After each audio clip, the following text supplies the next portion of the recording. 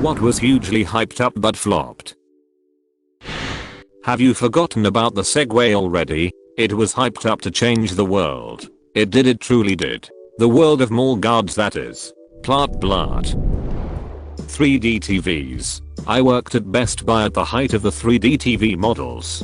Some customers would say it'll never last. I wanted to tell them how much I agree, but I needed the job. Strangest part was meeting the people who had never seen or even heard of 3D movies/TV. The reactions when looking through the display were priceless. Flip side, I worked with a guy in 2012 who told me he only exclusively watched 3D and could never go back. Wonder what he's watching now. Nearly every American Idol winner and every winner from The Voice. I stopped watching the show, but I enjoyed it more. But it became pretty apparent it was just a vehicle for the judges more than the contestants. Melanie Martinez made a pretty decent following from The Voice, even though she didn't win. Amazon Prime Day. Holy crap, yes. Every year it's hyped to hell, and every year it's just discounts on random garbage I don't want or need. Amazon's yard sale day.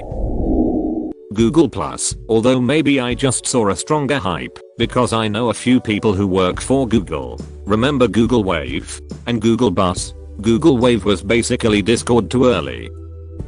Fee Festival. Lol. I work in live production, and one of the staging companies I do a lot of shows with had a good amount of equipment rented out to go over there for that fest, and they just had to suck it up and pay the tax themselves just to get it all back. They were so screwed because they had other events coming up where they needed that equipment and had to scramble just to find another means to meet their obligations. It still took them months to get it back regardless. Completely screwed them. I feel really bad for every innocent party involved. The Kinect. The end of physical controllers, my ass. Forget the camera. I can yell out a couple of memorized voice commands from the front door and have this box booted and Netflix loaded before I've even gotten my shoes off. This is the pinnacle of lazy convenience. I have a heavy Irish accent. Couldn't get Cortana to do a damn thing right. Although some of the results were hilarious. Power glove. It sucked and I'll never forget it. I wanted one so bad and begged for weeks. Finally my birthday was imminent and it was understood that I could get one, but it would be expensive enough that I couldn't expect anything else. Didn't care. Power glove. So we're at Sears and I make sure to point it out to my mom so she gets the right thing. You never know with parents and video games. An employee saw us looking the thing over, told us how terrible it was, and even said they had set up a kiosk to demo it, but then took it down because nobody could get the damn thing to work. I swiftly changed my mind about wanting a power glove and got a regular Hall of Presents instead. Thank you, anonymous Sears employee from 28 years ago. You saved me from making a horrible mistake. Amma request, the Sears hero. Smart guns. $2,000 price tag for a 22 LR pistol that the electronic safety can be defeated by tens of dollars worth of magnets. Even better, once they go on sale anywhere, New Jersey bans all non-smart guns. Getting my period. I couldn't have wanted anything more when I was younger. My twin sister got it before me too. I was so pumped. It was going to change my world. It was going to make me popular and grown up and sophisticated.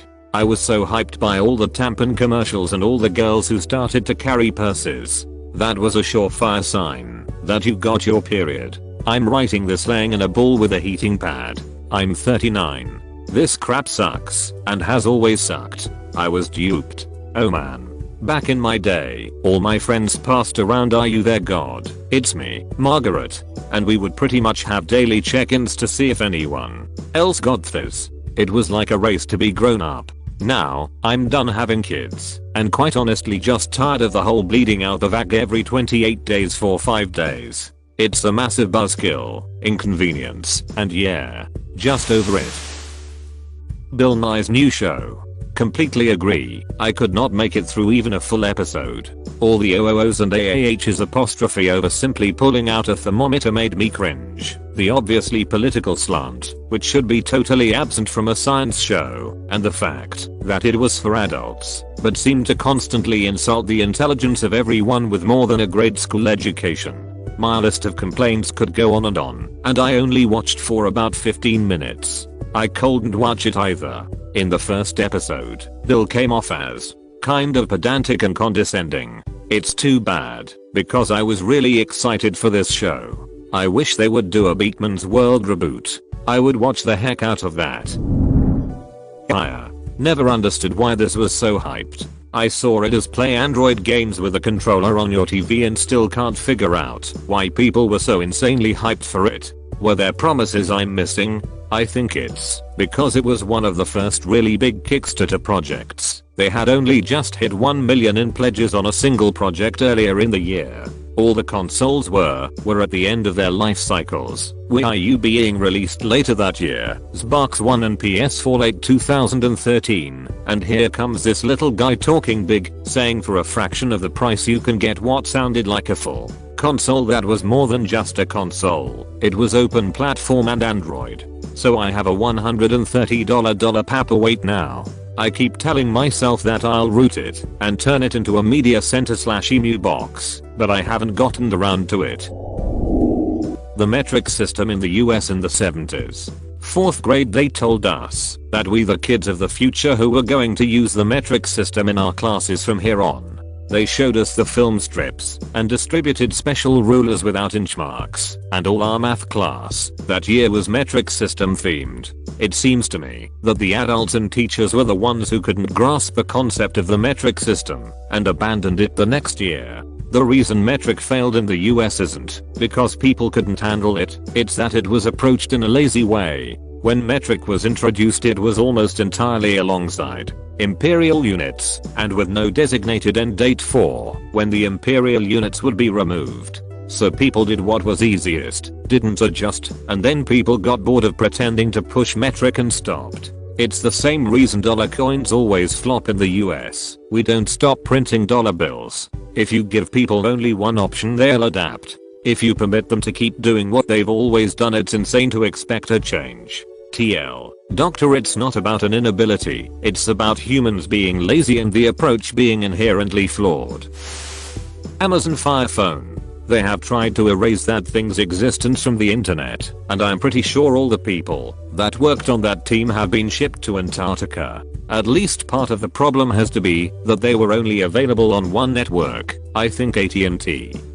So you are already massively limiting your audience on an already new platform. I was looking to upgrade my phone right when they released and considered a Fire Phone, but I had Verizon and you couldn't get them for that network. In retrospect, I suppose I dodged a bullet. John Carter of Mars. I'm still convinced it's because the trailers acted like everyone was at least familiar with the comics. I still have no idea what it's actually about. One reason that failed is because they named it John Carter. The first book in the series is called The Princess of Mars. They were afraid that if they had princess in the name, men won't watch it, and if they put Mars in the name women won't watch it. Because we're all stereotypes and nobody watched The Princess Bride. So they gave it a super bland name that told you nothing. Also, it was a book, several books, not a comic. To be fair, The Princess Bride wasn't a big hit when it came out either. It really took off on VHS and later cable. The Division. The concept of the game was amazing, but the amount of hackers and bugs made the game unplayable. I remember you could exploit a bug with a wall and get weekly loot every 30 minutes, making endgame items worthless. They really brought the hacking on themselves in a truly embarrassing and fundamental way. The game's multiplayer code was written using something called a trusted client model. This means that the server that everyone connects to and distributes information about the game to all the players does not verify if the player is sending false information or not. If the player logs in and says, "Hey server, my character is named Steve. He's wearing a white winter coat. He runs at 500 miles per hour. He is carrying a gun that shoots 4,000 rounds per second and has just over 2 billion bullets per clip," the server accepts that information blindly and tells all the other players that this is what's happening. Most games require some kind of complex, specialized hacking software that reaches deep into the game's code and manipulates values. With The Division, You can edit these values with an extremely common tool that just looks at the values stored in your computer's memory. It's the equivalent of opening up a text file and editing bullets from 15 per clip to 15,000. Even worse, it's not an easy thing to change. There is a lot of work that needs to happen to change the fundamental way that the client and server communicate with each other. Any change you make will take a lot of time and might break the game entirely. The first thing they teach you about multiplayer code is never trust the client. I don't know how they fricked it up so badly. My husband is a genetic scientist / most of our friends are scientists. So for me, gene editing. At a party recently I mentioned the slippery slope argument regarding gene editing and eugenics to weed out something like the gay gene. And one of our friends said yeah, what will really happen is they'll find, like, one gene they think is responsible for something like homosexual tendencies, and they'll spend the next several decades of their lives desperately trying to replicate that one experiment they got to work and none of their peers will be able to replicate it either and everyone will just drink themselves to death. Science is not how it looks in the movies, kids. We've got a long way to go before anybody is making designer babies. Well, to be fair, it's not that it flopped, it's just not there yet. Once the procedures will be easy and safe, I can't see anybody wanting to go back to having children going bald at 17 or being born with defects and who knows what other problems. The Boondocks Season 4. Everyone was looking forward to it after waiting so long. The show loses any kind of substance it previously had in the last 3 seasons. Ouya is turned into a side character, while Grandad becomes the main character. Most episodes are just parodies of other popular series and the whole premise of them being in debt during season 4 has no continuity, as some episodes you see Grandad broke as hell, the escort episode, and others you see him with lots of money, Kardashians episode. The only good episode was Freedom Riders by far cause it felt like the Boondocks. Season 4 was so terrible that any chance of a season 5 was immediately shut down. If you watch season 4 I recommend you treat it as a Grandad spin-off rather than a continuation of the previous 3 masterpieces. I think when the feud with Stinkmeaner ended, that was when the show did. Super Bowl XLVIII. Supposed to be a great match of number 1 offense vs number 1 defense, but instead the Seahawks blew out the Broncos in every sense of the term, winning 43-8. Frick that game. I was so excited, lifelong Broncos fan. My roommates and I were renting a 3-story 5-bedroom house at the time, perfect for a party. We threw a huge party. We had booze, food, guests, etc. We turned the game off before halftime and most everyone went home before even getting too buzzed. I could have handled a loss, but that Minidisc players thought it was about to be the bomb, actually ended up just bombing. Only bombed in the US. Did fairly well in the EU and Japan. I knew someone that had a multi-track recorder that used Minidisc. Minidiscs always come up on these threads. Minidisc players were made between 1992 and 2011. 19 years is pretty bloody good for a music format.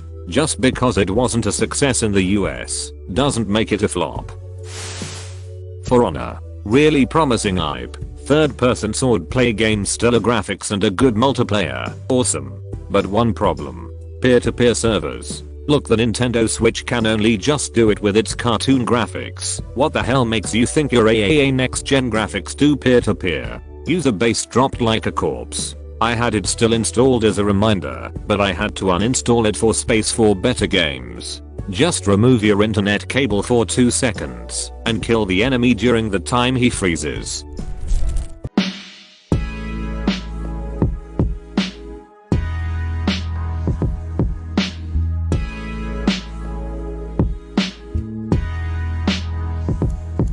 Rhode Islander here. Look up Kurt Schilling's failed video game company 38 Studios. We gave a retired baseball player $75 million to start his own video game company here. Promised the state it would bring in 450 new jobs. 2 years later, having not kept his employment promise, producing 0 games and folding, he sued US for another $2 million. Kurt Schilling is a piece of crap. Kingdoms of Amalur was decent. Too bad they didn't budget properly, and it lost them an astronomical amount of money. Star Wars: The Old Republic. It was rumored to have cost $1 million or $2 million to make. The dev expected one character storyline to take about 1 month to complete. It was supposed to be a Star Wars MMO. Now, if it did cost millions to make, most of that probably went into the CEO's bonuses and voice acting. The first person to finish a storyline did it in under a week. The devs hadn't prepared enough endgame material that quickly. And, to top it all off, the game felt more like a single player with multiplayer options, like No Man's Sky was supposed to be. That game failed so hard the only thing that could keep it above the water was a Star Wars theme.